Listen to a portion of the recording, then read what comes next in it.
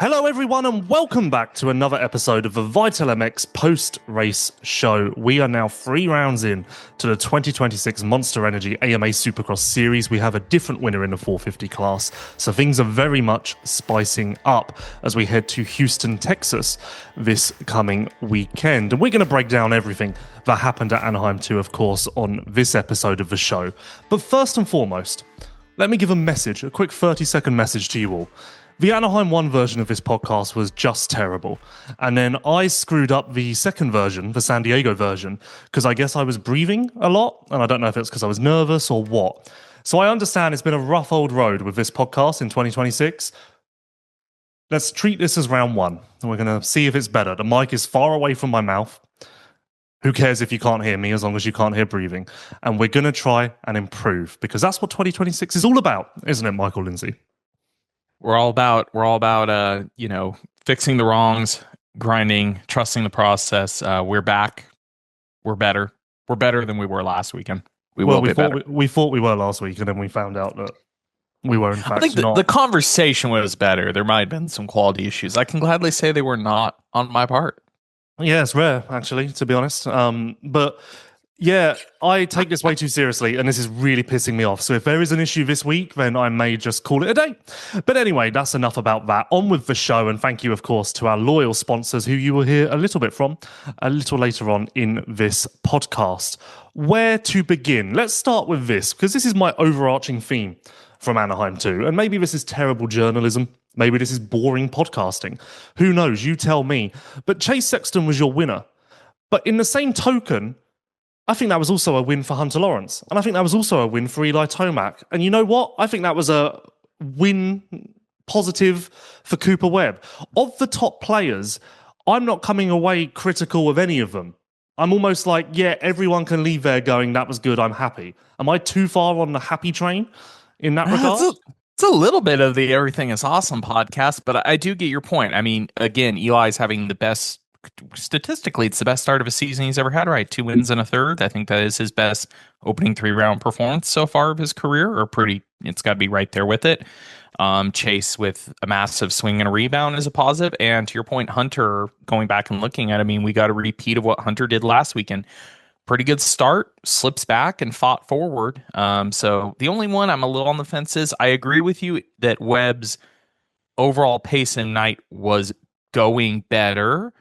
But the face that he put on after the race tells it all. He's very frustrated because, yeah, the start wasn't great. That's a little bit indicative. We'll talk about Hunter off the start, how that kind of caused some woes for Prado and Webb. But the other thing is he simply ended up over a sand berm of his own accord. Like, Webb is making the most uncharacteristic Webb results. So I agree with your top 3 analysis. Coop, I'm a little swayed back and forth. I get where you're getting at, but it's not the most positive.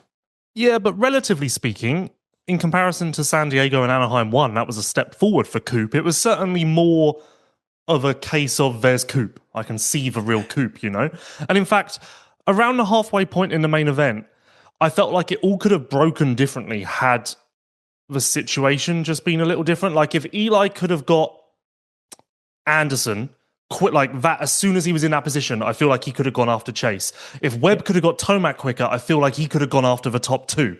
I felt like at the midway point, just with a few small minor tweaks to the way the race was playing out, Tomac and Webb could have been in a more commanding position, let's say. Oh, absolutely. Like I said, I think the thing that, again, where I get the, not negative, but just, the simple fact that Webb now has 3 results that are worse than, and he basically as a combination are worse than his worst results from last season. We're already, it backs him into a corner where he's got to be, which Webb is one of the best when he's backed into a corner. It's not the end all be all. But yes, little things fall a little bit differently. Like you said, I really felt like Eli, and he admitted to it, kind of getting out of rhythm, and just, him getting hung up on Anderson just destroyed his forward momentum, and he just did not rebound well once he finally executed the pass. I was a little motivated to see, because I kind of feel like Eli is a rider that's somewhat bad sometimes at making aggressive moves. His move on Hunter was not aggressive in a bad way, but he executed really well on Hunter. I wish he would have executed quicker on Anderson if you're looking at supporting his race and where he could have gone with it. But yeah, those little things swing a little bit differently. And I'm kind of, great night for Chase, but I'm also super curious because you have Chase stating, that he felt like he was riding within himself, etc. And we didn't get to see him get pushed, but potentially Webb with a better start could have pushed him. Maybe a Hunter could have got to him earlier if Hunter also wouldn't have got hung up kind of with that three-way battle with Eli and Jason, or if Eli would have gone there. I just curious to see how that plays out, but we have so many more races to get to see that, of course. Yeah, let's give Chase's dues, but before we get there, this is the most irrelevant but also quite interesting statistic of how this is playing out. So in Chase's title-winning year, 2023, Anaheim 1 and San Diego were the first two events, both won by Eli Tomac. Chase Sexton won his first race of the year at round 3, Anaheim 2, whilst sporting a custom gear in honor of an athlete who had passed away. Ken Block, yep. Yep. Spooky little coincidence. If you want to go even deeper there, in 2023, Chase was a pole sitter at round 1 and round 3, but not round 2. Exactly the same situation this year. It means nothing, of course. And even weirder, round 4 in 2023, Houston. We haven't been to Houston in years, but that year, it just so happened to be next after Anaheim 2. Wow. It means nothing, of course, unless Feld have gone, let's bring out a script from that year. That was a good season. But if you've ever wondered if the sport is fixed... Yeah, it's just bizarre. It's a real, even the thing that really made me chuckle and want to bring it up is going down to the custom gear at Anaheim 2. Yes. Makes it we are just deep in the weeds of this being so remarkably similar. But to your point earlier, at Anaheim 2 that year, Tomac was outside of the top 5 and had a really weird race. In fact, that was he landed on the tough blocks and did a front flip from memory. So this is his best start to the year ever now, officially, thanks to a podium at Anaheim 2. But that isn't giving Chase his dues, which we're struggling to get there, but we will. Kind of a similar position to what I'm always in on this podcast. Yeah, Chase won. Really good. Well done. I don't know what else more I have to say. He wasn't doing anything especially different. He was just, from the start of timed qualification, the man. And the man who was supposed to win won, I think, on this night. The only concerning part, I will say, I was very concerned going third main because the gear set, he had 3 sets in honor of, I had this written down or was looking at earlier because I actually want to watch that documentary. I'm not a big surfing guy. My girlfriend is, so I really want to watch. It's about... Andy help me. Thank you, Andy Irons. Kissed by God. 2 of the 3 sets did get dirty, though, because Chase had a somewhat of a Chase day. Fastest in qualifying by a very notable margin, especially, but also ended up on the ground a couple times when he went out, but executed when the time came when it really counted. Yeah, and I actually felt as though he took a long time to get up from the heat race crash. And when I asked him about that, he said it was just because he was so angry and so mad that he just took a second in the sand to gather himself, reflect on how he'd got to this position. The irony as well that Chase crashed in the sand whilst sporting surf gear. That's a lovely little tie in there as well. Well, I was going to say the really bad one was the Sean got the video clip of it, and we were sitting in the press in the media den, and he's like, what could be the quote for this? And I'm like, or the caption, I'm like, oh, there's so many ways between the surfing and the sand this could be spin terribly. Needed to ixnay some of those terrible thoughts and captions. But Chase was fine after qualifying. I think there was some weird sort of rumors going around about that. The reason he didn't do his interview is because his bars were bent, and I think there was still 2 minutes left on the session, which it sounds insignificant, but to sit there and wait for 2 minutes to do your interview, I could see why you'd be like, yeah, fuck this, I'm out. So that makes sense. Obviously, the heat race crash was fairly insignificant. I think the concerning part wasn't, it being bent and going back made sense to me. It was, you probably saw he tried 1 or 2 laps where he would roll a section and then ride around the outside of the track, and he was just kind of looking around on it. I didn't know if he was the biker himself. That was the only part where I was like, oh, that's just a little off. Well, but that was the only thing that concerned me. He had a gnarly Charlie's horse in his right leg from practice and then left leg from the heat race. And actually, after we did our interview and he got up and walked away, he was limping pretty bad. For not being injured, you're like, well, yeah, you've got a bit of a limp on there. You have taken somewhat of a hit. And the whoop crash was a shame because he was quite dominant in qualifying as it was, and that lap was amazing.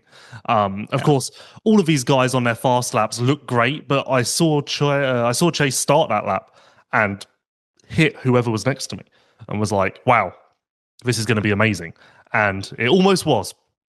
But just put a little bit too faith in the traction or whatever else in the whoops, and he held on to that for a very long time as well. And again, as he said in the interview, he really, really believed he was going to save it and didn't realize he wasn't going to until his head was in the dirt.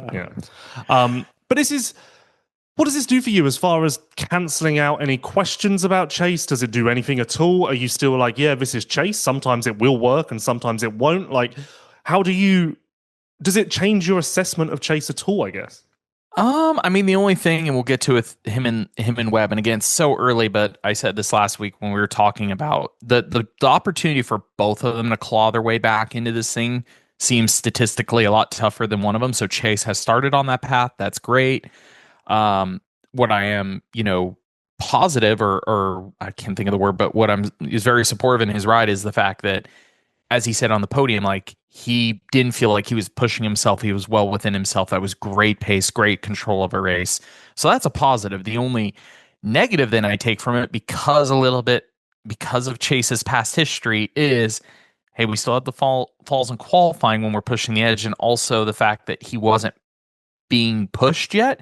He knows he still has something in the tank, and it's kind of funny the difference between, I'd say, him and Jet Lawrence, for example, right now when they're up against all of these guys, whether it's a Ken, whether it's Eli, Chase and Jet both always give you that impression, not a cocky way, but they both always kind of mention they have something in the tank. Where like an Eli will be like, I was everything, I put it all out there. A Ken will say that, but you always get a Chase and Jet like they have something in the tank. I feel like Jet is better at harnessing it and then getting off of it when he needs to, where I get worried that Chase, once he really gets into it, he just pushes that limit. And the only thing I'm worried about, I guess the Cowie era, we're getting more of the Honda look from him. Like, hey, when everything's gathered, it's fantastic. But if he wants to push the edge, we know he has more. I'm just worried that when we push that edge, what the consequence can be sometimes if he, chooses to back it off at the right time. Yeah, fair. But in the same token, I think that it's also safe to say Chase is the best rider in this series of the active racers. And there will be nights where he is just unstoppable. And it's almost about, I mean, this is the Cooper Webb strategy, but maybe it applies to everyone now.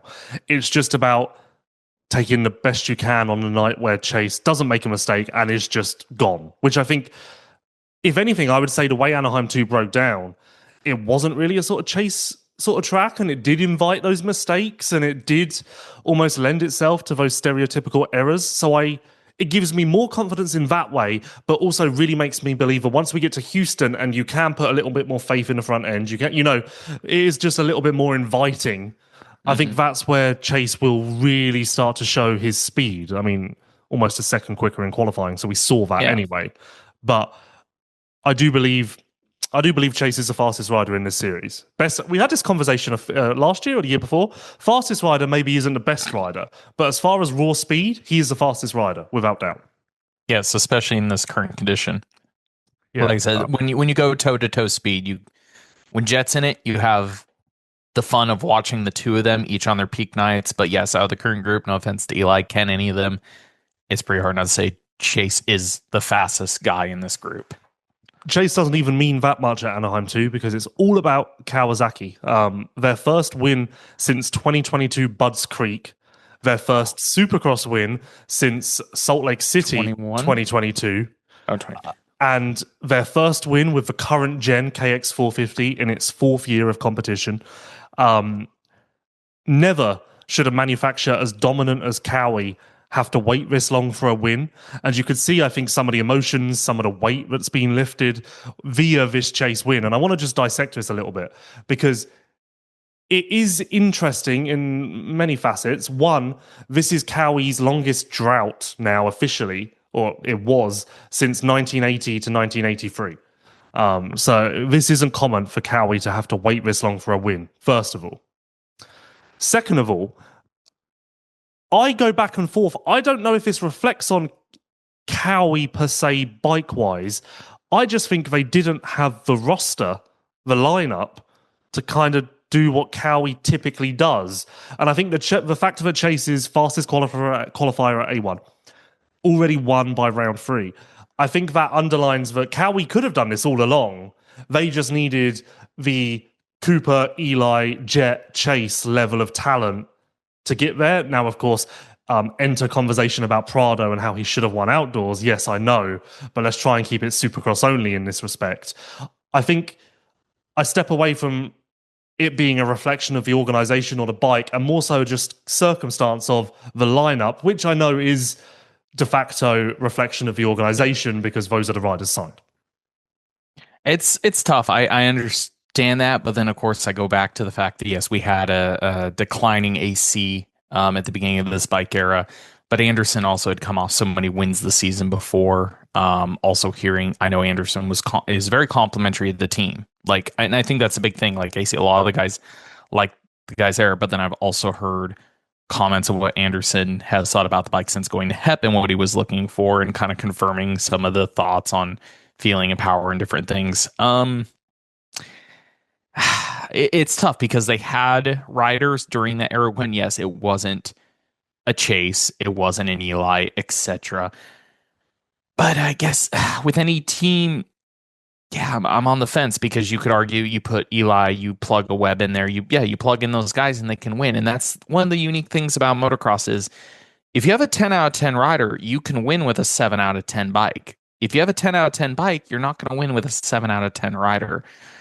So does that reflect on the organization? That's a hard part because I could say both. You could say they didn't win because they didn't have a 10 out of 10 guy that year. That doesn't tell me they had a 10 out of 10 bike. That doesn't also tell me they didn't have a 7 out of 10 bike. I could argue either way. Yeah, I think the Anderson question here is, of course, he went from 7 wins in 22 to none the year after.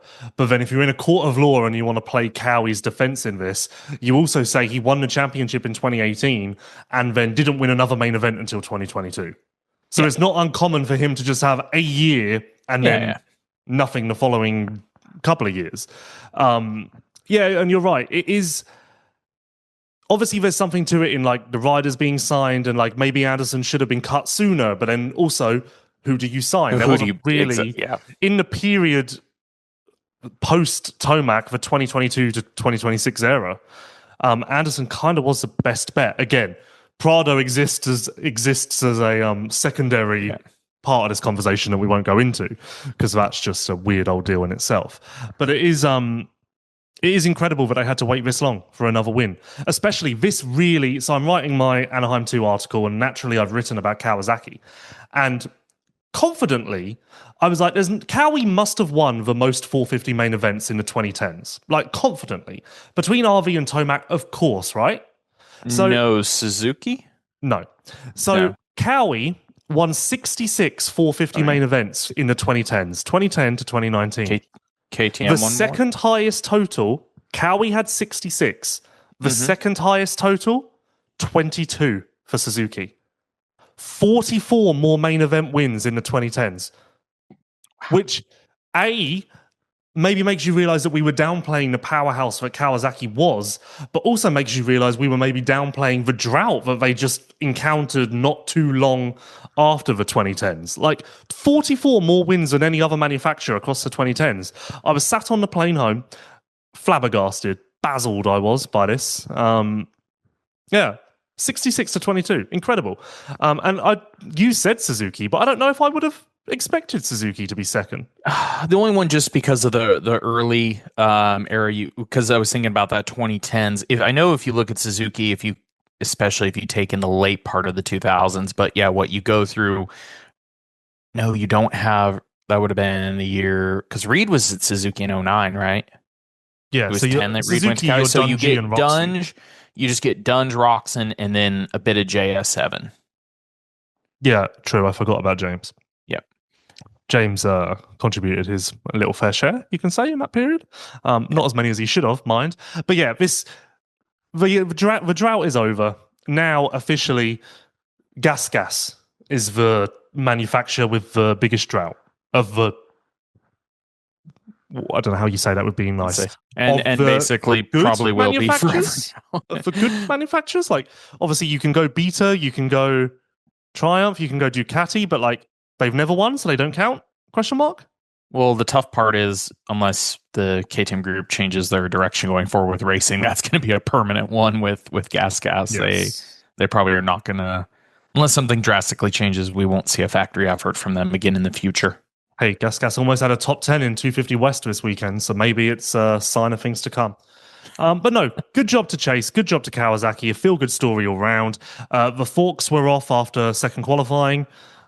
Chase said that's just what they do. So I guess that's just routine, so we don't need to think about that anymore. Still, I wouldn't say chasing bike setup, but still looking for improvements with turning. The improvements they made with front and rear suspension between San Diego and Anaheim 2 did work, but still just looking for a little more help with the turning, which I have to say, I hear that, and I go back to a little Swiss friend of mine in 2024 who repeatedly told me he couldn't turn his Kawasaki. And then I was thinking about that again today, and I guess if that's true as a trait of the motorcycle, if you want to call it that, I guess Chase is better positioned just because he's much taller, got a lot more leverage, you know. I think that's helpful when it comes to turning. Yeah, I could see that's why maybe initially they were going in A1 when it was Kawasaki stuff. They'd end up on the soft side, maybe trying to get some traction. And then I know I think PC's rear setup's a bit taller, the linkage shaft, clevis combination they're using, so they're able to get some more weight on the front and then thus be able to go stiffer.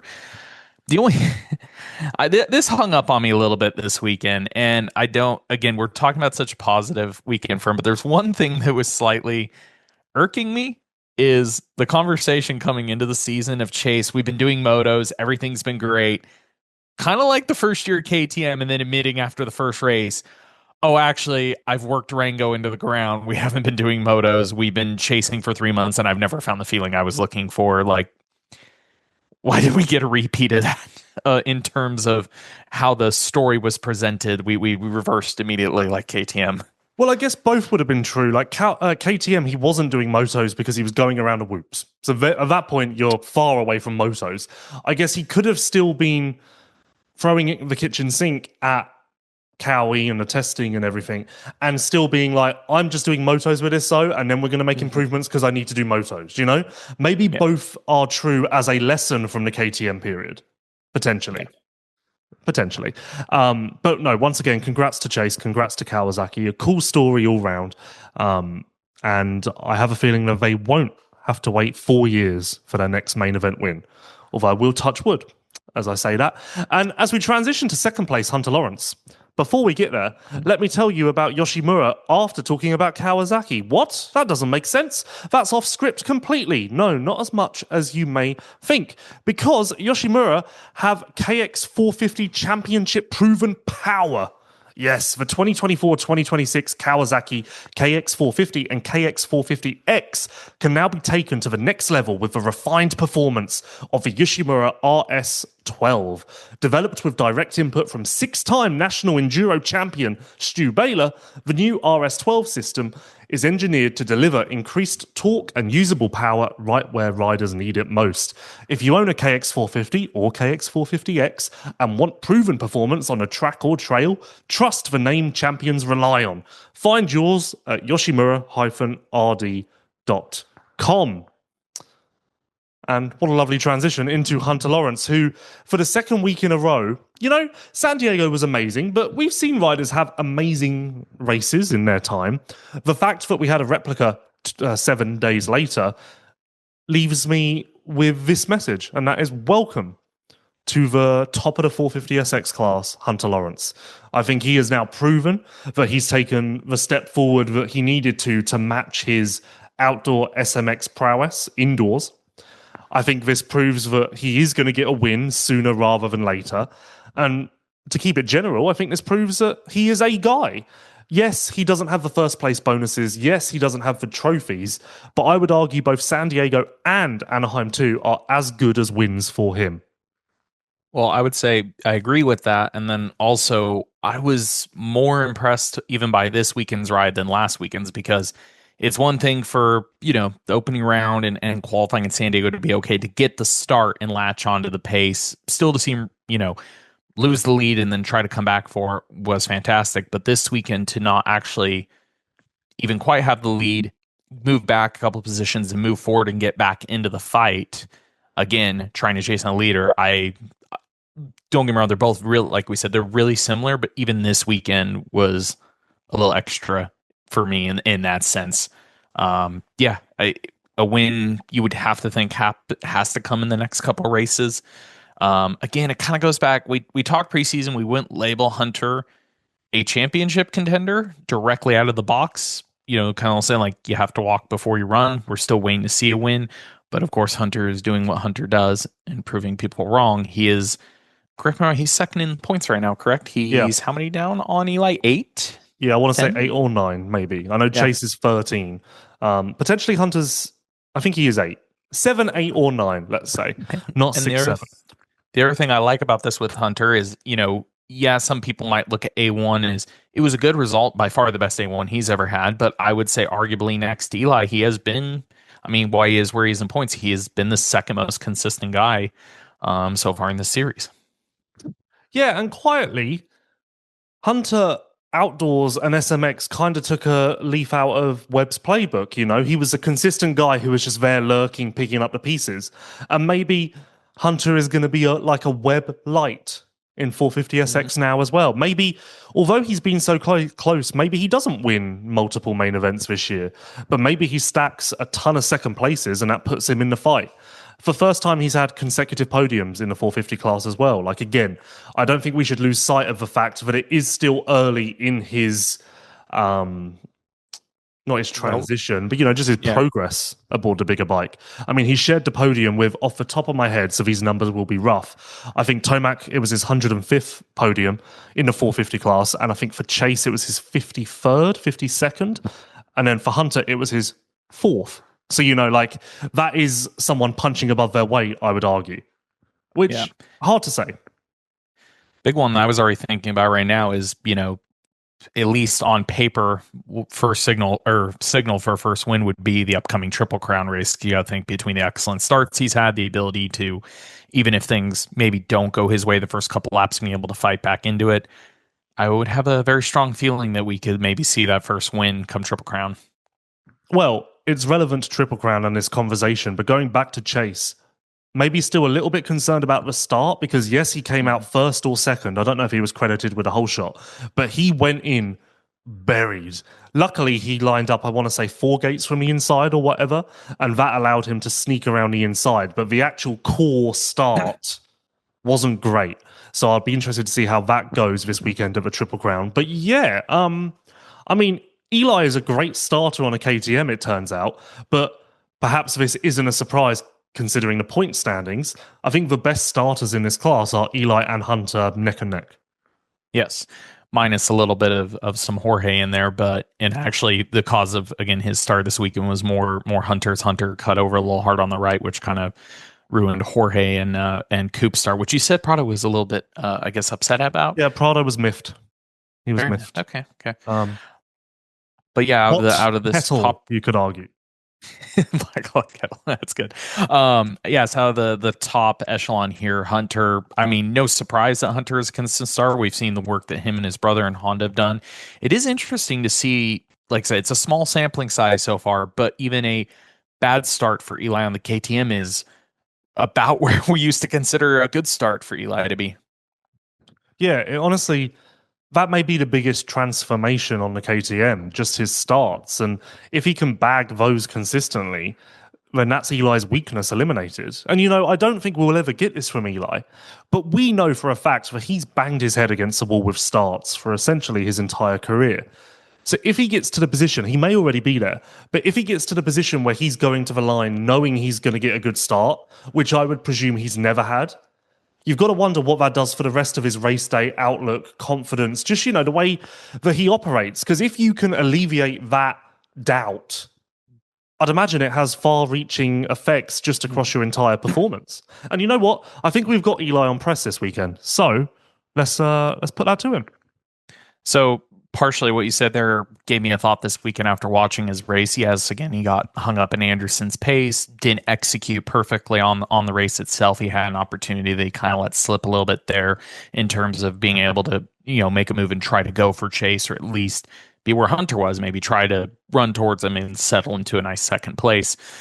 Between what you're saying about the starts and what I saw this weekend, I'm like, okay, what if, between more consistent starts, a more consistent mental space with that, we don't see, what if the type of ride we saw last night is the oddball bad Eli rides for the year? Like, maybe there's a couple more in the season, but if we're not getting terrible starts, if we're not all of a sudden just having randomly tight no pace in the middle of a race after a bad start and getting just mentally out of it, what if we discard the usual fear that, okay, Eli's going to have one or two races this year where we're just going to wonder who the heck was behind the handlebars?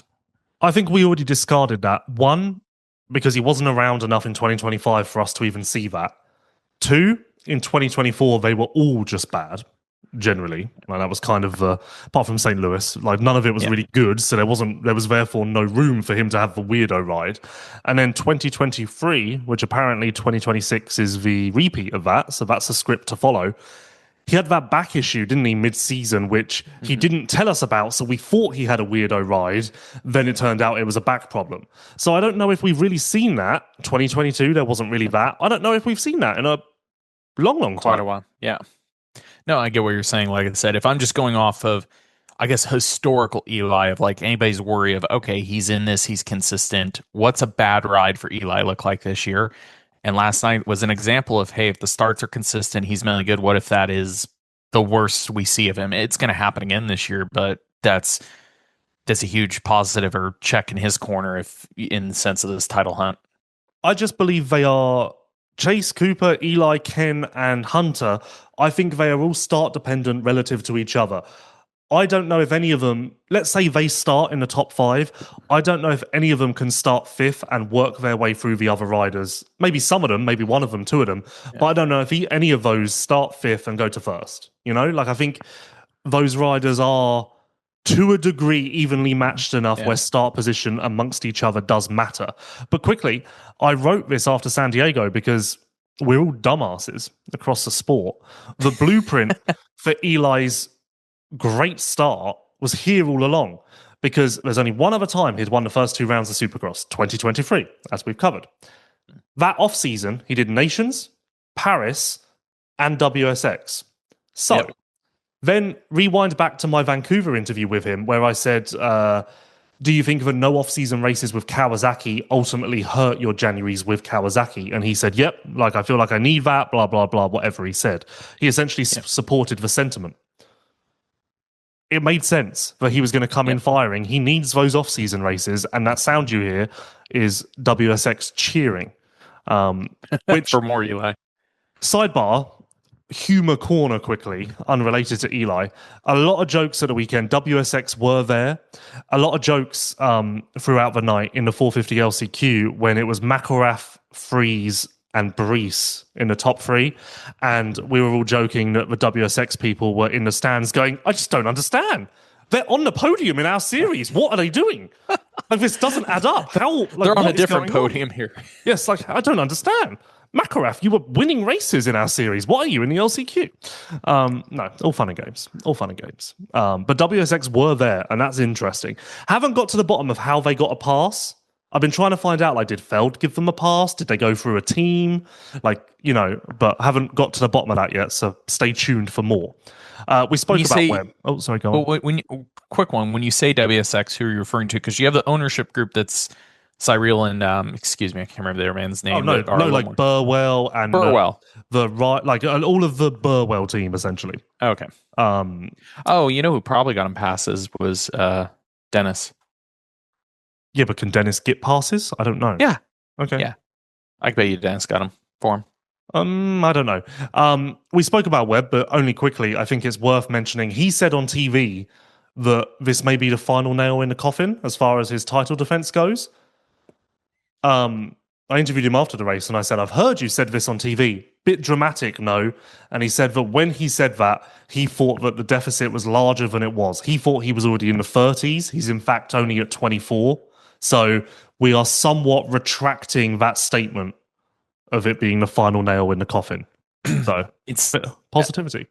Yes, because I mean, you saw the slides I posted. He definitely, you could see it written on his face while he was, everybody else doing the podium. He just went over and sat on, jumped by himself, and you could see a man going through some shit, to put it bluntly. It's still, again, we've learned this before. You can never ever count out Webb. However, he is in a tough position, and I will say, if he pulls this off, he's never defended, so that would be a huge part of it. Is barring dramatic injuries and DNFs, if he just digs himself out of this on pure performances, it will go down as it's got to go down as his greatest title if he can dig himself out of this. Because like I said, it's not a death sentence of a deficit, but when you look at the names he's about to race and what we mentioned about being very start dependent between this group, he's going to have to put on one hell of a performance for the next 14 races. He kind of, again, Coop is great when he's backed into a corner, because I don't feel like he can have another one after this.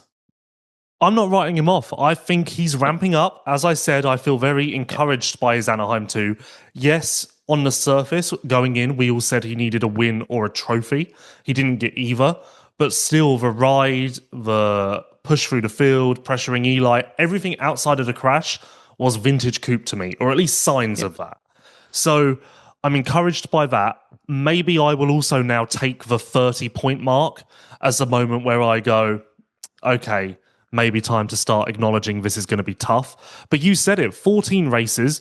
If he can just get back to that point of being top 4 every week, then I think you start to see the progress. And again, I used this after Anaheim 1, and I'll do it again now. I think the person that Webb is most worried about is Chase. And the gap to Chase is only 11. So if you look at it, I think that's a good way to compartmentalize it and make sense of the work you've got to do, you know? Well, he's just got to go forward with Chase, because if we go 1 or 2 more weekends, like you said, you labeled fourth, but if he goes, say, fourth the next 2 weekends, or a fourth and a third, and Chase reels off 2 wins, Chase gets into the fight instantly while Coop still trails it. But I guess the comeback there would be Coop would still be 24 down. It would just be a different rider now. Yeah. So, it's still 20. I guess it depends on the map there. The toughest part is, like, I agree with you in the sense that, yes, I hear you say Coop's got to be back to being a consistent top 4 guy. Yes, but that still is going to have to be sprinkled in. He's got to trim the deficit at some point, and that is going to require more than, again, this is barring issues with the other guys having big swings in performances. It's not consistent force and an occasional winner second to claw back. There has to be a spree, which we've all seen Coop is totally capable of, and I'm not worried about seeing it in the next couple weeks. I am a little worried if we get another 4th or 5th last, if we don't when I say top 4, I mean his form of last year, where the worst night is an occasional 4th. Occasional 4th, yes. And again, with Coop, I'm not worried about, at some point there has to be a run to get the deficit down if everything else kind of stays as it's been going. But again, with Coop, I'm never that worried about it having to be now. Like, he gets himself in the fight, but at some point past round, I guess you would call 10 or something, if he's just been consistent, there's going to be somewhere where Coop's going to have to pull together a couple probably results to get back in this, unless, again, barring that everybody else above him in the conversation also has an absolute crap night at some point to kind of level the playing field. I'll say it again. I'm encouraged by Coop's A2. Nothing wrong with it at all in my mind. Like, I think it's good. I think we're on track. It's certainly a nice improvement from where we were San Diego and A1. And speaking of San Diego, Coop is madder at Chase than I realized. So there is that. Why? For the takeout in San Diego. Oh, well, I thought we left that behind, but no, we're mad. Chase actually said while he was down in the whoops, Coop yelled something at him as he went by. Which also, this is a trend though, because Max tipped over in a corner in practice. Deegs went by shouting at him. So this is a thing. This is the new 2026 rivalry. When somebody follows you, yell at them when you ride by them. Because I saw Max, it was right in front of the press box. Max just tipped over in a turn. And Deegan looked at him and shook his head. So I said to Max, oh, did you see Deegan shake his head? And he was like, no, but I heard him screaming at me. I was like, oh, Yeah. Okay. It was in that right-hander. Second turn. Right. Yep. Yeah, I seen him do that. Look over him and do this with his head, and I was like, "Did he say something? Or he just shaking his head because it's Max on the ground?" Like, Yes, a new move for 2026. Yell at your opponents while they're down. Jason Anderson was Jason Anderson from Anaheim 2 2025. Last year he led 8 laps. This year he led 6. Last year he looked like he could win and then ever so slightly lost the toe and just kept periodically moving backwards. Their scientists, scholars, will study the differences between Anaheim 2 25 and 26 for Jason Anderson and come up with very little apart from the fact that the bike is a different color. It honestly is just the same thing. And honestly, as well, I've realized I say honestly a lot. Also, you do. Honestly. Yep. Yeah, I've realized this. So I'm working on that as well. I'm trying to be better. You were high. You not only high, you had said that you thought Jason Anderson was going to win a race this year. Does Anaheim 2 prove that it can't happen? It falls into, I remember us having this conversation at A2 last year, and I believe you said we would probably get to the later part of the season and say A2 was his biggest missed opportunity.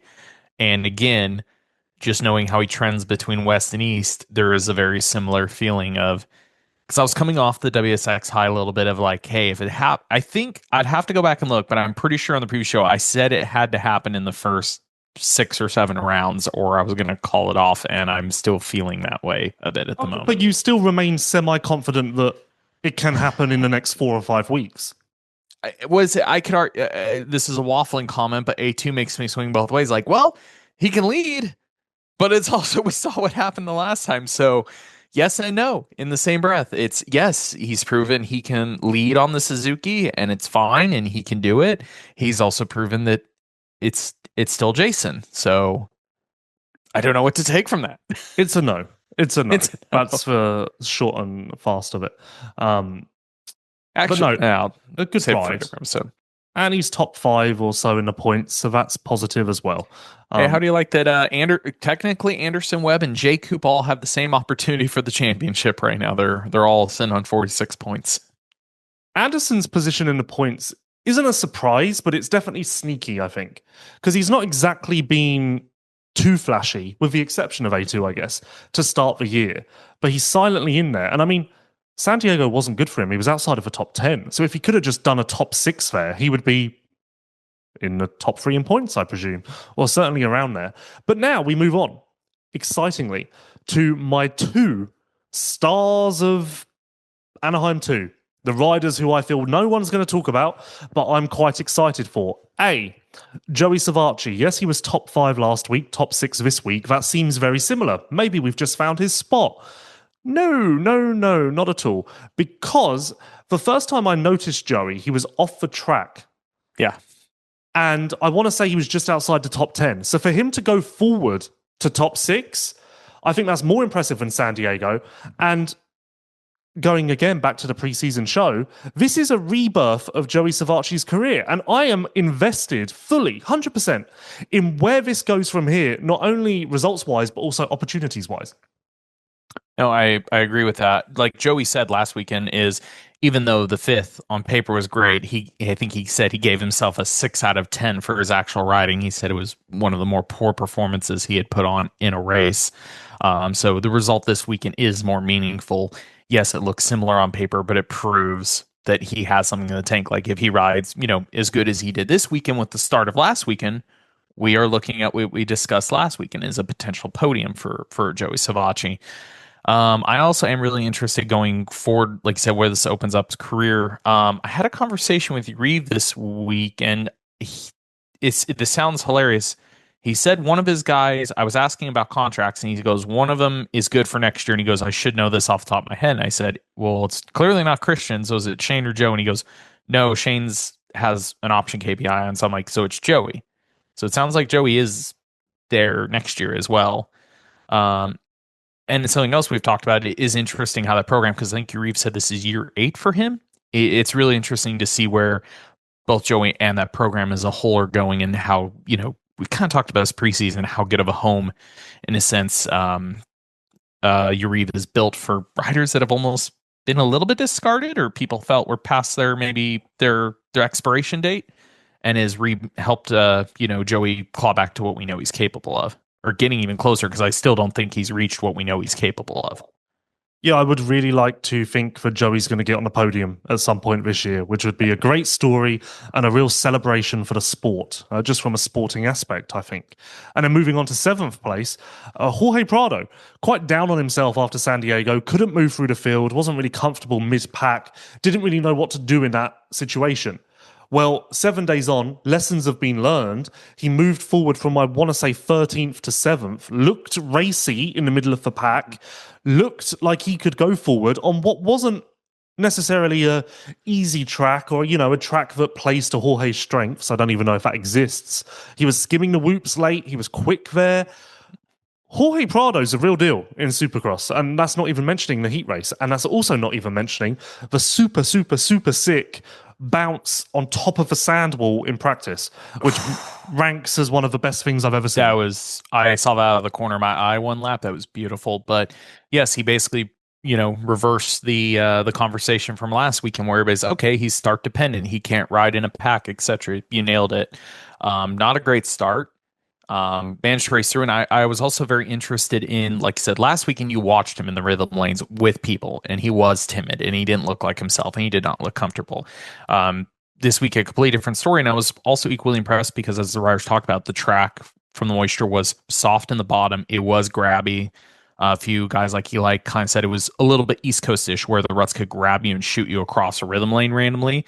So again, that's something that Jorge has never dealt with, when also being around people in rhythm lanes and having to fight that, and like I said, consistent through the whoops the whole race. It checked off on a bunch of little nice boxes of what Jorge needs to be comfortable and race towards the front in Supercross and be able to be competitive with this front group. Yeah, and another nice little box ticked is, for the first time in his Supercross career, he is heading east-ish, which is, that's I think that is meaningful. Like, for him to make it out at a California swing, I think that's good, I don't know. Don't forget, it was this event last year where he left with a dislocated shoulder. Mm-hmm. And back to the Kawasaki thing, I maintain, if Jorge had had more than 12 days on the bike pre-2025 Supercross and also hadn't got hurt at Anaheim too, I think he could have had a similar trajectory in Supercross on the KX450. I really do. But we'll never know. And speaking of bikes, on record, off record, and everything in between, Jorge just running around the KTM truck after the race, telling everyone he loves his bike. The bike was so good, is all I kept hearing him say. So that's good. Happy rider is a fast rider, to steal Tim Geiser's saying. And Jorge also very happy, of course, with his Decal Works graphics. Decal Works, a big supporter of ours here with our post-race show, post-race interviews as well. Thank you to all the folks at decalmx.com for all they do for this very podcast and platform. And also, while we're on the subject of KTM, let me tell you about Motorex. Motorex, known for high-quality engine oils, also have an entire line of clean care and lube products to keep your bike running strong and looking great. Maintenance made easy with race-proven Motorex clean care and lube products. Thank you to all of those guys. Muchas gracias.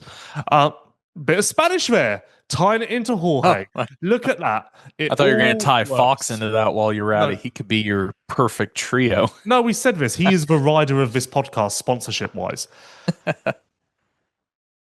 Kenny went down on lap 2. The progress to begin with was slower than I expected. And to be honest, I lost track of him because I was like, nothing brilliant is going to happen here. So I was pleasantly surprised after the race to see that he was 8th. I feel like, considering where he was and how it was trending, that's quite positive. No, I agree. I lost track of him for a while in the main because I saw him because he also had, what happened? Did he go down second or third quarter? Because he had a bad start, but then he was down, I believe, as well. Because he wasn't caught on lap 2. Yes. And then the start, he must have, I think he may have been a loser in the Hunter Prado Webb situation, but he was buried immediately out the gate. It almost looked like he slid out coming out the gate or something. Yeah. So to your point, exactly the same. I didn't see him for maybe the first 10 after the first couple laps. I he didn't even catch my eye for almost the next 10 minutes. And towards the very end of the race, I started just doing a mental count for notes. And I was like, oh, wow, he's somewhere since I've quit really paying attention. He made a good bit of progress. Does take a little bit of the wind out of the sails from the consistency he opened the 2 rounds with. Takes him off that little nudge that Eli has with being the only rider now on the podium for all 3 races. Just Kenny, it's one of those, I hate to say, one of those riders sitting here right now. I'm like, I don't know what to say. It doesn't really change anything. Other than, like, so with some of these guys, it makes me curious if a couple more nights like this come up, how far can he make it back through to keep himself well inside the points hunt? RJ took a nice step forward with a 9th place, and as far as I saw, no issues of note, which is kind of what you're aiming for with RJ. And that brings us to Justin Cooper, which I think I'm confused, and I would imagine, I would take a stab in the dark that Star Racing are as confused as me, because the starts are gone. The whoops are no better. Yes, and to preface this, last week on the podcast, I was the one saying, like, I'm high on Justin Cooper right now. Like, silently, he's been riding better than the results show, etc., etc. But I did some digging and whatnot. Sounds like the starts are mental. Sounds like the whoops are mental. I don't know. Because, again, from what we saw at Anaheim 1 and San Diego, the speed, the potential, the pace is there for him to be in the podium mix. Maybe not far off of Hunter. It seems like the ingredients are there. But for whatever reason, they are locked away under lock and key and can't be accessed. No, I agree. One I was trying to think about, was he... Was he the only hardcore hydro guy last year? Because this is the first year that the bike technically doesn't come with a cable clutch, and he's actually on the production hydro on the 26. But yeah, the starts are gone. Overall best lap time, overall pace was gone last night. And as we've seen over these couple rounds, he's one of the first riders to go back. Like he always does, goes to jumping the whoops after hearing that was a big focal point of offseason. And it's confusing because like Coop, who is not known to be a great whoop skimmer, looks fantastic on the Yamaha skimming throughout the night. And then you see J Coop just default so quickly, which does trigger a mental thing of like, it just, I hate to say the words give up, but it's like we give up on even attempting it so much earlier. And yet Webb, again, who is the prime example of somebody that would normally go jumping, hangs it out way longer than J Coop in that situation. Yeah, J Coop's comparisons in the whoops are Webb and Prado. And as you said, I distinctly remember a lap late in the main where Webb came out of that 90-degree turn and just ripped the whoops. And I was like, wow, there we go. Like, Webb's got whoops dialed. And Prado looks really good skimming them as well. Mm-hmm. So when Webb and Prado are doing that, it shines an even harsher light on J Coop. And to be honest, I had breakfast with Max this morning. All he kept telling me was, why are the whoops so easy? Like, what are we doing? Like, and so if we're at that point where a lot of the riders are commenting on how small they are, I don't know how it gets better with J Coop. And again, it's a shame because I think the potential is clear to see. Another positive of his through Anaheim 1 and San Diego was his average lap time was always better than his result, which again indicated that he could be higher up. But even this week, his average lap time was comparable to where he finished. So it just wasn't there. Like I don't know. So when you look across the board, he is a 10th place. He was a 10th place guy this weekend. Whereas every other justifies it. Every other week, you could have called me onto this podcast and said, Lewis, make a case for why that was good for Justin Cooper, and I could have thrown quite a lot at you. But this week, I'm at a loss. So, I don't know. Shame, really. Great shame. What else, 450-wise? Marchbanks. So I did a lot of Kawasaki talks this weekend. May surprise you to know, suddenly become quite a frequent visitor around the Kawasaki area. Not sure why, just new thing for 2026. I seem to find myself over there quite a lot, rubbing elbows. Familiar faces over there. Nobody you like to talk to. Just I don't know why, but for whatever reason, gravity is pulling me to Kawasaki a lot. So a lot of Kawasaki info. Kawasaki very impressed with Marchbanks' testing ability. Who knew? And then I said this to Marchbanks. He went, yeah, when I retire, I want to be a test rider. That's the plan. And I'm just like, okay. I guess this is day one of telling the world this. Like, who knew? Like I don't think maybe I have, but I don't think I've ever heard like, you know who's a really good test rider? Marchbanks. No, I've not heard that. No, okay. Yeah, so there you go. And also, you have to laugh because in my interview, Marchbanks said a quote along the lines of, I love taking parts off my bike and trying new things. And I just went, oh, well, that other guy over there likes it as well. So this team's fucked, aren't they? A lot of take it on, take it off. Shock on, shock off. If I remember, I think Marchbanks went, yeah, I don't love it as much as him. Which, funny. I'll tell you. Also, you know what? I wanted to say this after Anaheim won. And maybe this is meaningless without photos, but props to Kawasaki because their activation in the pits at both Anaheims, I don't really know what it is or what it's doing, but it's quite the setup. Like you must have been by there and seen it. Yeah, they always do it at the opening West Coast rounds. They always do a large activation. Yeah. Just not so clearly. In years past, it's usually very product specific. So like the last 2 years, it's been electrodes, but it's been side by side base. This year, it's more of a display. That's from the what would you call it? Shows team doing more like for like expos and stuff. It's always been like the same size though, like the big screen and. No, because it's been more like, so with electrodes, it's been more activation kids. So the space has been the same, but it usually hasn't. Some years it's been a stage, some years it's been a riding area. But Cowie historically at the West Coast rounds does always some form of activation. But my point stands then that the grandeur and the size and the level of the activation, the commitment there, this wasn't like, hey, let's put a pop-up up and then set up some cones in the parking lot for kids to ride around. This was like quite... I don't know. I meant to mention it after Anaheim won because I walked into the pits for the first time and thought, who the fuck's brought this massive thing? And then there's a Kawasaki logo. And I was like, oh, good for them. Yeah. Oh, we need to talk about this and then we're done with 450s. Two more things, actually. So Vince Freeze cleaned Mitchell Harrison out in the final corner. Yep. I saw the video. Yes, it was back to the Deegan thing. Yes, it was unnecessary. I don't know if it makes a highlight reel of dirtiest things that Vince has done, right? No, it doesn't make the highlight reel. Just absolutely unnecessary for 19th position. Okay, and then per Steve Mathis of Pulp MX Glory, Harrison went by Freeze after the race to like essentially have it out with him, and they ended up in a fist fight in a truck. And like body slamming each other. They said something about come to my truck, so Freeze did come to his truck after the race or something. I don't know whose truck it was, but essentially I think it was they were Mitchell's. body slamming each other into cabinets and onto like it sounds quite violent. So as a result, both of them have been fined, and I think license points for both. Freeze for the actual action on track, and Mitchell Harrison for the conduct after the race. And speaking of Kawasaki, I don't know if everyone's just super jealous of Mitchell Harrison being so amazing for Kawasaki, but first Chase last week, now Vince. The Kawasaki Army, whatever they call themselves, Team Green, are just wanting to kill Mitchell Harrison for some reason. So protect him at all costs. The classic that we are 3 rounds into a series that has a new penalty system, and Vince has managed to get penalty points at 2 of the 3 rounds. Trying to fight with riders, yelling at officials. Vince has come back to Supercross with a vengeance, I guess. Hey, points mean prizes. That's probably his motto, I guess. Did it for 1 point.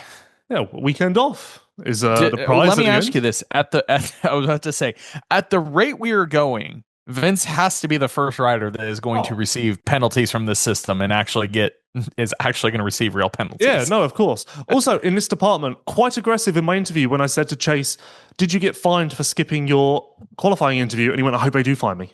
They can fine. I hope they do. Oh, Christ. Sorry I asked. And then finally, AP flew through the air. Incredibly hard crash. Honestly, we've had some...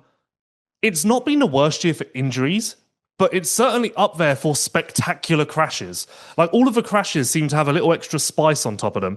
Went to the medic rig after the heat race to get checked out for concussion, and also his side was all grazed up, so we got it cleaned up. Yeah. Passed the concussion test, started the main, looked good early, but ultimately didn't feel good enough. His kind of quote to me after the race was, yeah, I passed the concussion test, but but maybe we need to have another look at that thing, which isn't obviously a glowing review. Even before he was riding well at the beginning of the main. Yeah, no, he was. Yeah. I will I will say, having shot that sequence from the back where he disappears out of the side of my camera, that was one of the more gut wrenching moments I've seen in a while, because I can't see him immediately bounce up. But when you see somebody immediately eject on a triple, does not try to hang in with it, nothing, that is not a good sign. That is very nasty to watch. Right, 250s. We said it after San Diego, how San Diego was maybe the best day of Hayden Deegan's Supercross career because he looks great from start to finish, and that was exactly what we wanted to see from Hayden Deegan. Anaheim 2 is similar. Maybe the main event wasn't as spectacular, but in qualifying and whatnot, he looked feisty. Fair? Yes, and one thing I'll add to that is he was similar to Chase, number one by well over second in his group. I believe he had the second best qualifying time of the day, only behind Chase. And Duff mentioned this something to me on passing. He said, yeah, because he had the sector times out, he went purple in every sector and abandoned his last fast lap. He was set to put down something even better in qualifying. So yeah, started out well for Hayden, and the whole day went to plan, I guess. I mean, when Deegan's tracking down Moserman, I kind of feel good about his chances. And quickly, we have ended up with a Deegan-Moserman-Anstie battle for the championship, which is quite a bizarre setup. And arguably Moserman is like Deegan's biggest competitor now, which I don't know how that goes. I honestly have no idea how Moserman responds to trash talk. Although it seems at the moment he's Deegan's friend. Well, he isn't a threat yet.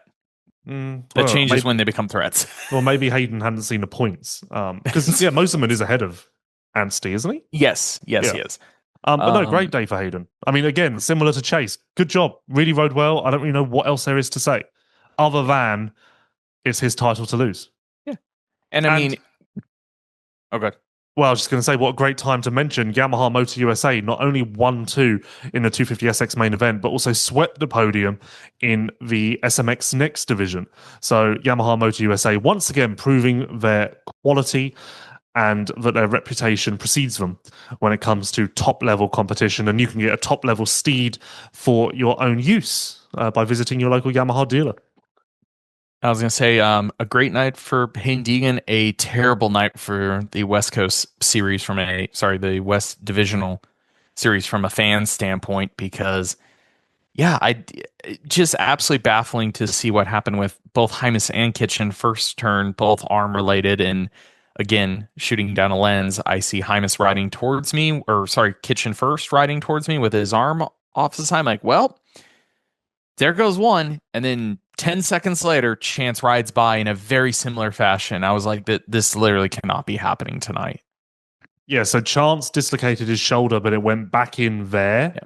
And I don't know, I guess we'll find out. But I think the early thought process is give Houston a go. Like, I don't think there's fire alarms yet. Maybe, more comes out this week with checks and whatnot. But at the moment, I feel like it's not catastrophic over there. And Kitchen... yes, he rode off favouring his arm. Obviously, that was first lap of 250s. By the time I got down to do interviews, Kitchen was still hanging out with a team. He was deep in a meeting, but no sling, no visible issue.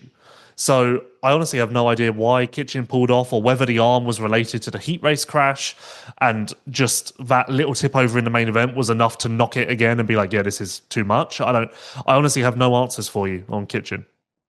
Well, same on the Kitchen thing. And then the Hymas one, I guess you could look at it a good and bad way. I mean, his shoulder literally came out. You watch the replay after he got caught up in the AO guys going down. He just puts his arm out, and literally as he goes to catch himself, it just pushes the shoulder straight back and out, which on one hand, I'm like, well, he didn't fly through the air and land on his shoulder and potentially destroy it that way and dislocate it. So there's one thought process of, well, it didn't receive that big of an impact. Hopefully nothing else got damaged.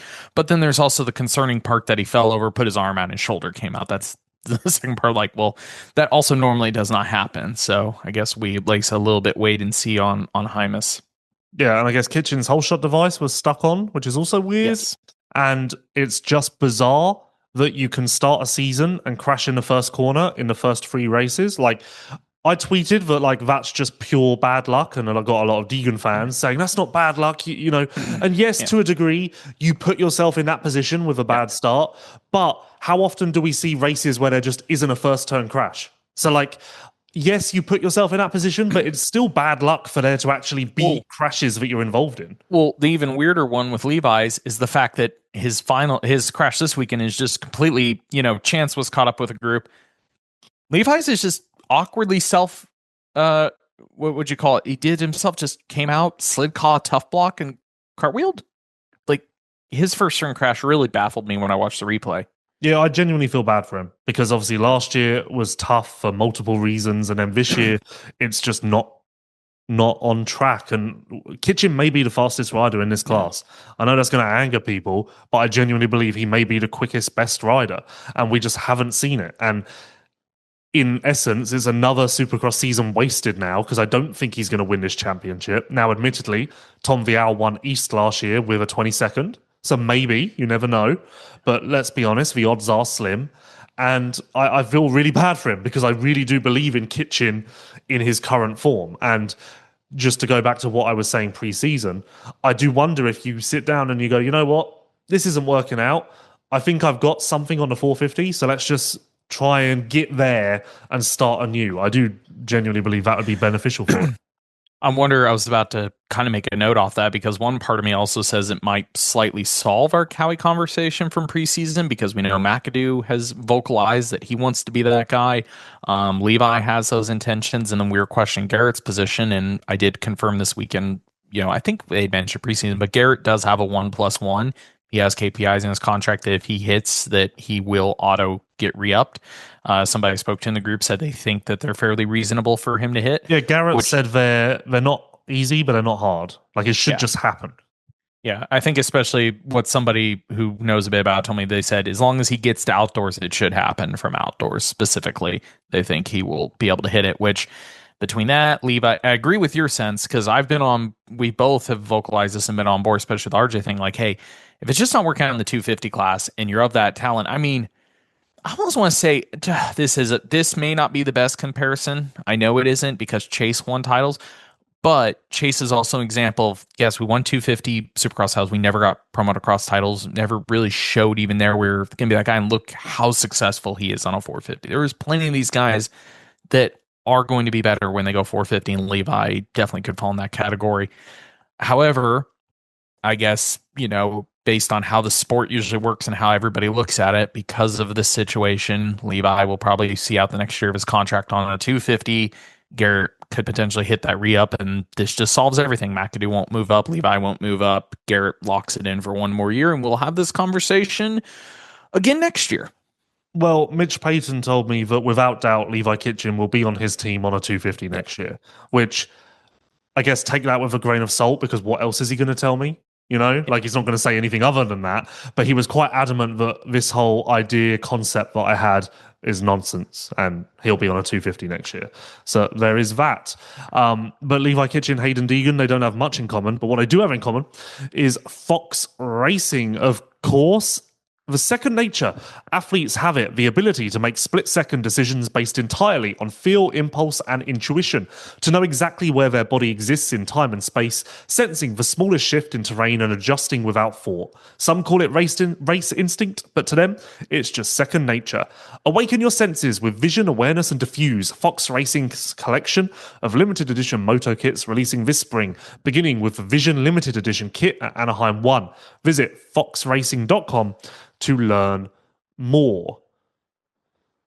So is this time for me to explain Max Anstie's main event? Yes, I was hoping you'd have a good explanation because I was very baffled. I saw did he crash? Well, you and me both. So, because at one point he was rolling around, I was not sure what happened. For the first time ever in my life, when I was leaving the track, I just phoned him. I was like, I'm just going to give this a shot. So I just phoned him as I was driving back to the hotel and was like, I need to know because I have no idea. So, bad start because in his words, McAdoo got a godly start and just came across on him and, that kind of ruined his start. But he thinks his start was good, just McAdoo had a better one. He says early on it was fine, and then the rhythm section after the sand, on the face of that triple, he slipped onto the rear brake. And in his words, he did a Hymus shift up in the air because he was nose diving. And he essentially faced the third jump with the front end, slammed his chest into the bars and couldn't breathe, winded himself. Didn't crash, but pulled off to the side gathered himself for a second, kept telling himself he needed to keep going, which he did, said after like 20, 30 seconds, it wasn't fixed, but it was at least to the point where he was like, okay, I'm going to finish this race. Kept going. Ultimately, near the end, he was the fastest rider on track for one lap, and he was the second fastest rider on most of the final few laps. So it came around, but I don't know, it's just one of those weirdo, like this does seem to happen to Max, where round one up here, second round a little bit lower, third round a little bit lower. Like, I don't know. I don't know how I'd describe his outlook either. Still confident, pissed off, knows what he needs to do, knows Houston's big. I mean, again, Houston, I would imagine, would have bigger whoops. Starts are going to be crucial. It's kind of set up for him to rebound. You would think it's going to work out, but I think Houston is very much do or die. I think that's without doubt. And I guess I should comment on this. I don't want to say too much because it is old news now, but I guess it was on TV and other podcasts and stuff. So there was a altercation with Deegan and Anstie at the Star Farm last Tuesday. Wasn't on track, only off track, and it was mainly just Deegan chirping, like, you know, as he does, like, and that was it. That's kind of it. It wasn't like anything on the track at all, like literally nothing there.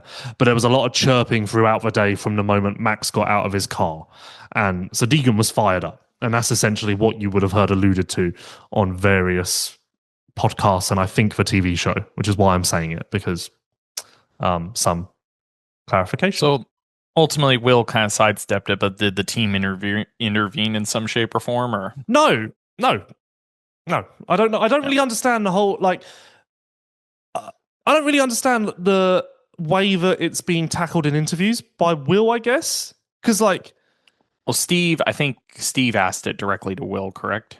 I can't remember. Scrum. Yeah, we're doing a new team manager scrum now, which, don't let anyone tell you otherwise, it was solely my idea. I have the receipts. I have it printed out.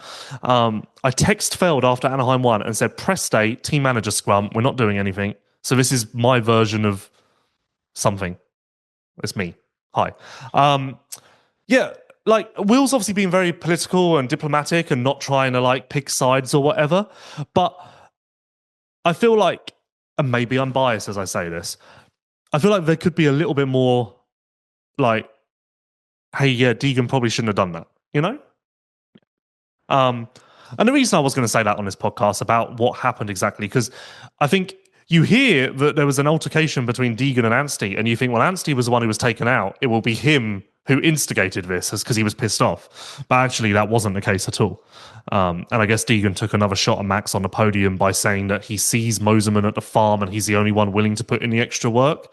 And from the school of Chase Sexton, we all know that Max is swapping shocks and forks and spokes and handlebars and bar pads and T-shirts. We know that there's a lot going on with Max, so I don't think we need to question whether there's work going on at the farm. There's maybe too much. So yeah, there you go. But Max did make a shock change for Anaheim 2, and he does believe it's better. Going to refine it a little bit this week. Nothing major, just a clicker here or there. But he does believe that the direction he went pre-Anaheim 2 was helpful.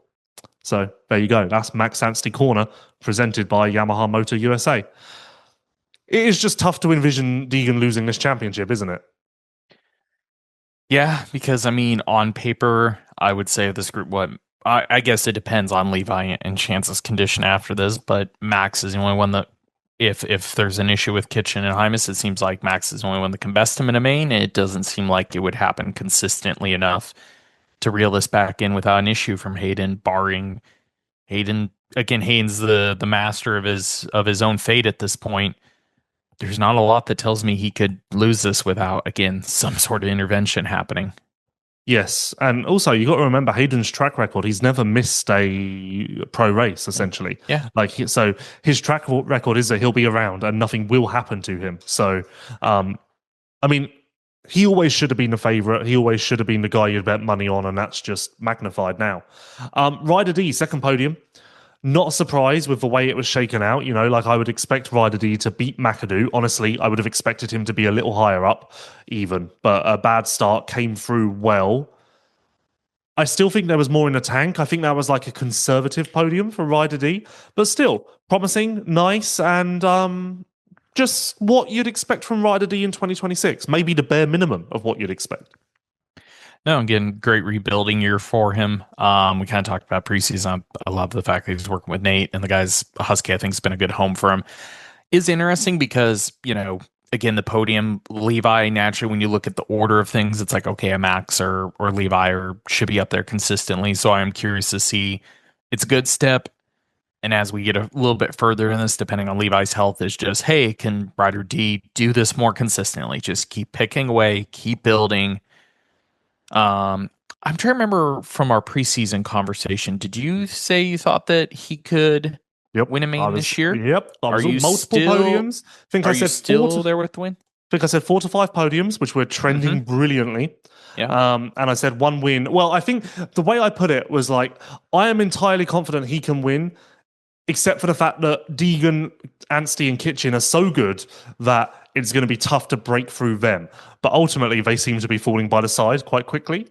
So I would like to see a little more pep in his step, perhaps. But I still think that we can end up in a situation where he steals one. I do for sure. Yeah. Also, well done, Lewis. I think I said in every single podcast I did preseason that more times than not, the West podium will be Deegan, Anstie, and Kitchen, because why wouldn't it be? That just makes so much sense, and we haven't had that podium once.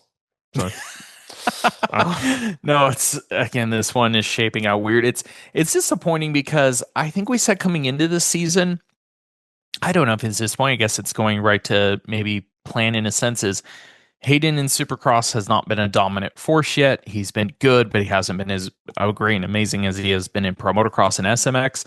And his final Supercross 250 tile, he is just going to walk away with at this rate. Yep. I was expecting more of a drag out fight between him and a Levi and Max, but based on these first 3 rounds, he is going to walk away with this. And now for our bizarro moment of the week. So I interviewed Max Voland, struggling with arm pump. I'll give you 3 guesses. You've probably already seen this. Have you? Do you know? I actually didn't. I saw a caption about it, but I actually didn't listen to it, so I'm curious. I'll give you 3 guesses. What part of his bike, body, entire setup is causing arm pump, in his opinion? Not his handbrake, right? No, that would be too obvious. Is it really odd? I swear to God, if you guess this correctly, then everyone will know that you already know, and you're just trying to make yourself look smart, because there's no way you would guess it. Is it really odd? Yes. I get 3 guesses. Seat. No. Although seat, actually, I could see that. That would actually make sense. Because like body positioning and like you can't move, that would make sense. Okay, so it's not seat. No. His grips. No, that's too obvious. That would make sense. Too obvious. Okay. So it's something really unrelated. It's not grips. It's less related than grips. Okay. No, you're out? No, I'm out. Foot pegs. No. His pants. Oh, I did see a caption about that. He's ruled out the jersey and the gloves. Okay. It's the pants. He's convinced. And I don't know how that's scientifically possible, but his opinion is that obviously all gear companies have different lines. Anaheim 1 and Anaheim 2, he wore the same line of pants, arm pump. San Diego, different line of pants, no arm pump. And I just don't know how that possibly relates at all. So stay tuned. He's going to do pant testing this week. Like, you can imagine how baffled I was when I say to him the generic question. Like, arm pump, what have you narrowed it down to? What's it going to be? Thinking that I'm going to get a nice little speech about suspension, and I can sit on this podcast and go, he's going to go 1 click stiffer this week, and, we all move on with our day. And he just goes into a speech about his pants. And I'm just like, I don't know what I'm doing here at this point. And also I thought, you know what? This is why this sport's good. Because it's been around since 1974 or whatever, and we're still getting new conspiracy theories on, like, things that have always existed, Like, how many riders have done interviews about arm pump in their career? Like 20,000? Yeah. And not one of them has ever blamed their pants.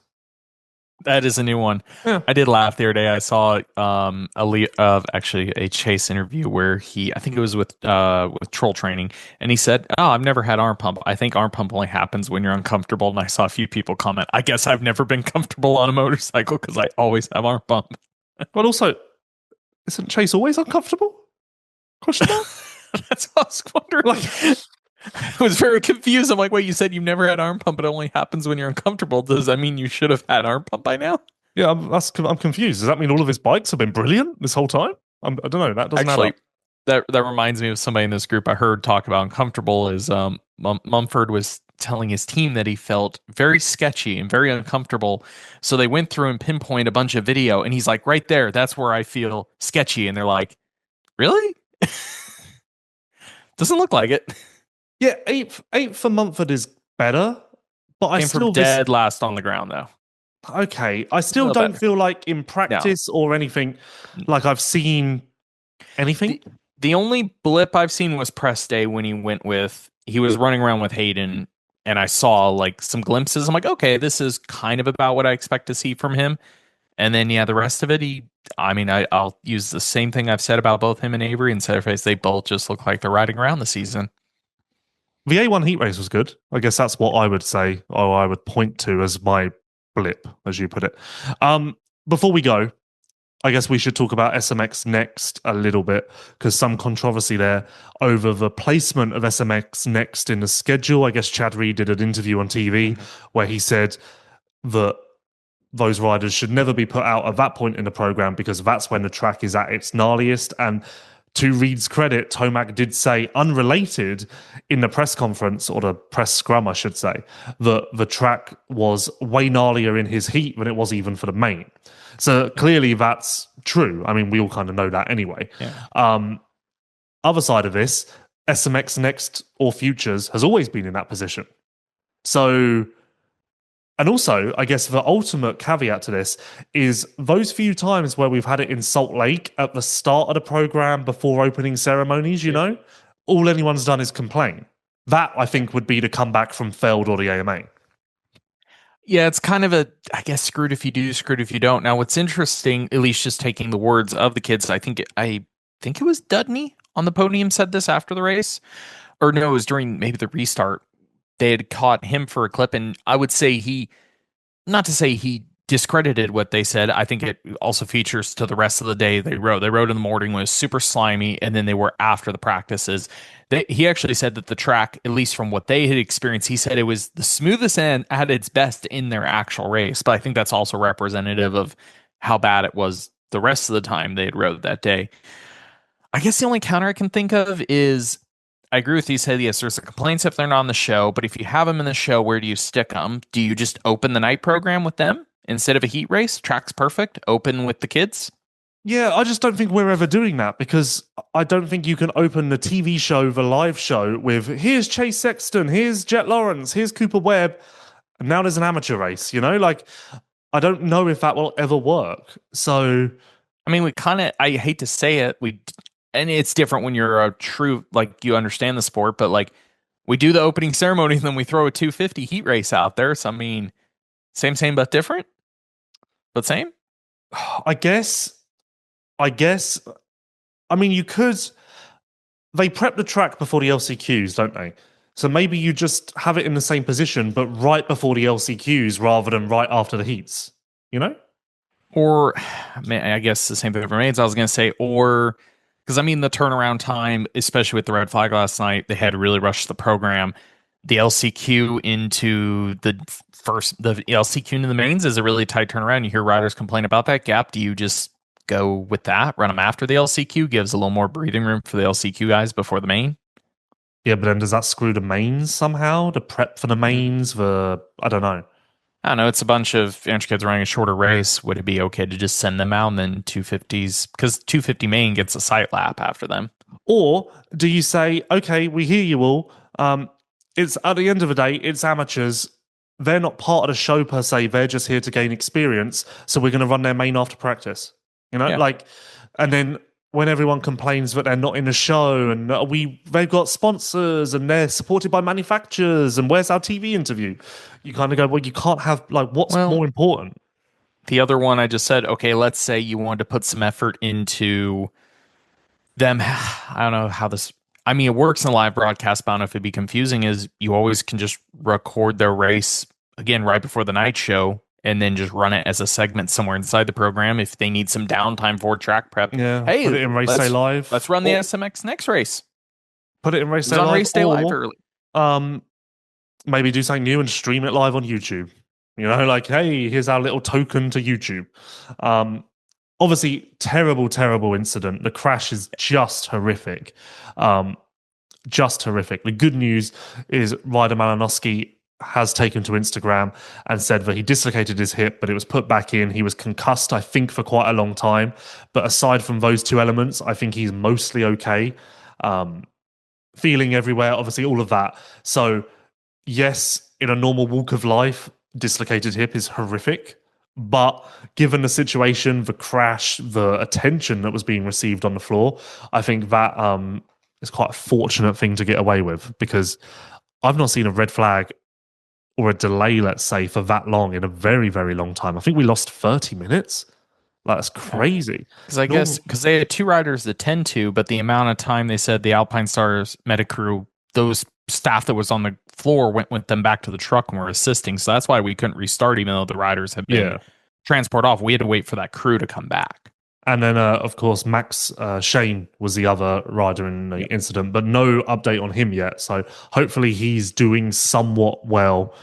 We wish him well, and we will provide an update as soon as we get one in some shape or form. But do you blame that crash on the track prep? Ultimately, Max missed the triple, and Malinowski tripled, and that's what caused it. Is that not just a lap one race incident, or do you say that Max could have got that triple if the transition wasn't all, chopped out and whatever else? Yeah, the whole if and or buts, I don't blame it. Again, I walk it, I look at it personally, but there's a part of me that just goes with, hey, I hate to say it, SMX Next has so far been, in its short time existence, it's been chaos at times.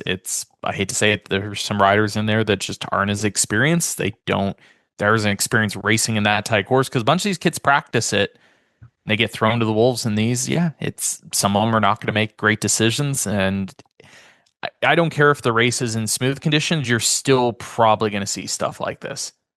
Yeah, and you could argue that it being in smooth conditions, it will be worse because all of these guys will just presume they can pin it, and then they'll very quickly find where the edge is, Yeah. Like, I could also see it going that way. So again, damned if you do, damned if you don't. I don't know. I was going to say a great example. I can't remember if it was Jalik or Styles. I want to say it was Jalik when they first started Futures, and it was actually the tame down track. Great example. There's a clip of it just being perfectly smooth, perfect fast, and Jalik just scrubs himself to death on the finish line. They'll find, if you give amateur smooth tracks, that's almost worse. They will find the limit. So damned if you do, damned if you don't. Yes, there's no great perfect answer on this one.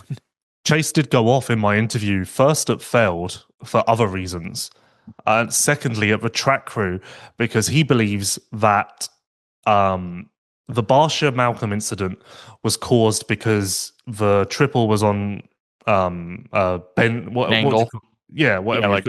There you go.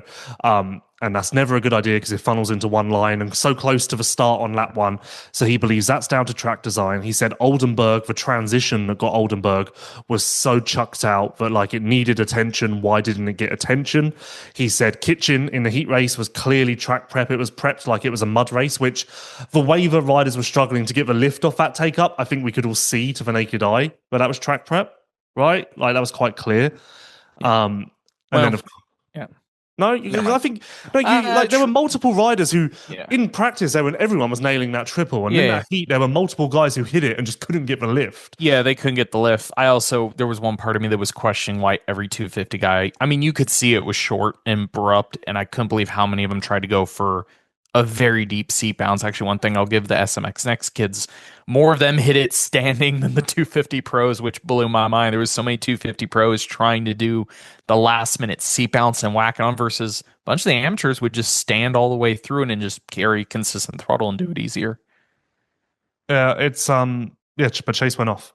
At first, what was his whole thing? What was his whole thing about people and autograph times? You'll have to watch public? It. I've seen some mixed comments on just that part of it, like reception. Honestly, I agree with it to a degree. in the sense that our sport is unique in the way it operates in that sense. But no holds barred in this interview. It wasn't an interview. It was a chat that was unfortunately recorded. That's how I'm going to title it from now on. One part I will say too, and correct me if I'm wrong if this was mentioned in his, and I do agree with this because I watched Marchbanks struggle from this coming back. Because like when the guys come off of timed A qualifying, the fans haven't fully come back out of the stands, so they can kind of get back to the trucks without chaos. Where Garrett this weekend was in B qualifier, he couldn't hardly even get back to the truck. Some rounds we have beautiful bike lanes that the riders can use to get back and forth from the semis. Some rounds the riders are riding through the middle of the pit through seas of people bouncing off of them.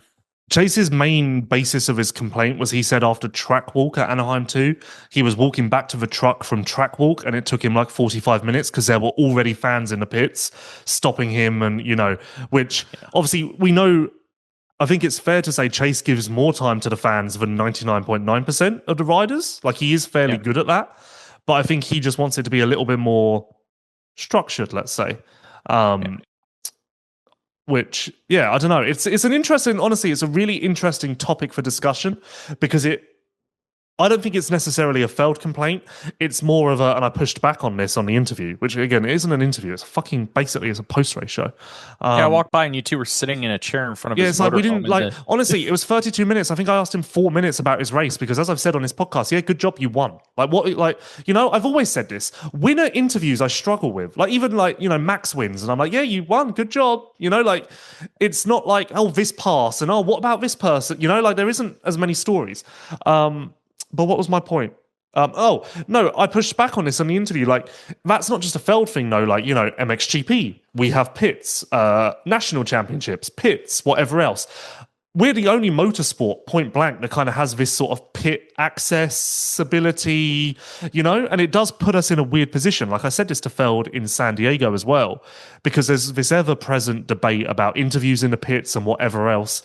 And I said, honestly, having pits screws you in that sense because every other sport doesn't have that. So we're in the stadium and we have nowhere else to go. So we're just we're victims to the surroundings.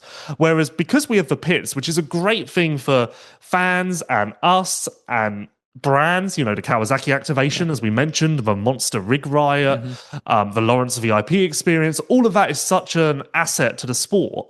And I think you bring people when they walk around the pits, and it's a really good example of how big our sport is, but it is unique to our sport. Mm-hmm. And maybe we are growing. We've sold out the first 3 venues this year. So maybe we are growing to a point where it's we need to consider how to measure the two elements and find a balance where the pits are there. Maybe this comes down to the teams. Maybe the teams need more of a structure for the riders. Maybe this comes down to Feld where there needs to be more of a private, secluded area. From what I've seen in vlogs and whatnot, MotoGP and the overseas races have little cabins almost in the pits for the riders. Maybe we need those. I don't know. Well, to your point, I was going to say, I think it's solvable multiple ways. There isn't, it's the beauty of our sport. There's only a few other motorsports that have that level of pit. If you've ever been to an NHRA drag racing, professional drag racing is very similar to moto. You can walk right up to everything, and it's something fans greatly enjoy about it. IndyCar's a little like that, but then, of course, NASCAR F1's way more closed off. To your point, most of the teams just have a basic... The pit setup has looked the same forever. It's a rig with a simple awning, and they have to walk out ride the rider. Well, okay, what if you run a back extension? There's a way for them to loop out the back.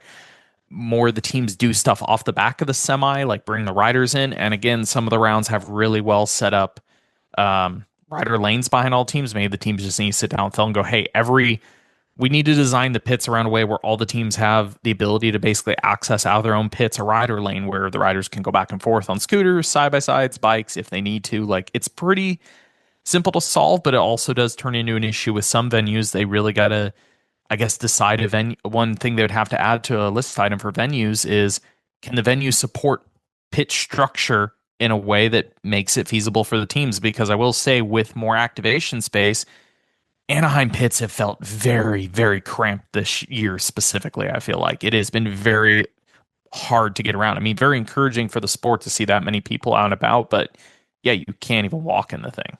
Yes, especially where Kawasaki, Suzuki, Yamaha were, KTM.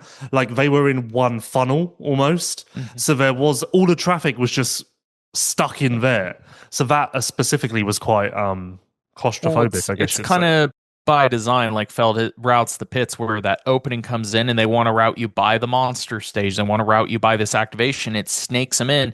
You have to pass, typically because of the monster relationship, they've got to snake past the factory Cowie team, and usually by Yamaha, before it opens up into the more traditional multi-lane pit where everybody spreads out. So that first area, I feel for the Cowie guys, because the one downside to the monster thing, they end up being usually right in the funnel at the beginning, and it is very hard to get around their area.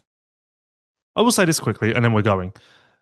Cowie's always had this, and this kind of goes all the way back to the first discussion. In the same way that Cowie's always had this reputation for being very rigid, structured, whatever else, even off the track, just in general.